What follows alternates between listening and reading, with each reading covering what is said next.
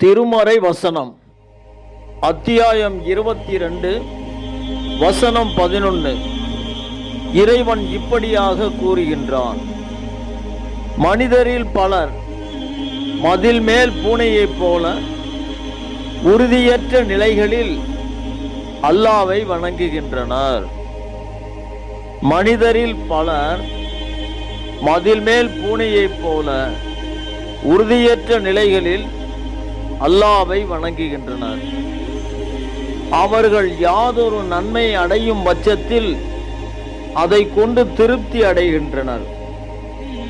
அவர்களுக்கு யாதொரு தீங்கு ஏற்பட்டாலோ அவர்கள் தாங்கள் முகத்தை அல்லாஹ்வை விட்டும் திருப்பிக் கொள்கின்றனர். இவர்கள் இம்மையிலும் மறுமையிலும் நஷ்டமடைந்து விட்டனர் என இதுதான் சந்தேகமற்ற தெளிவான பெரும் நஷ்டமாகும். அத்தியாயம் 22 வசனம் 11. இவ்வசனத்தின் மூலம் இறைவன் மனிதர்களுக்கு கூறுகின்றான் இப்படியாக: அல்ஹம்துலில்லாஹ்.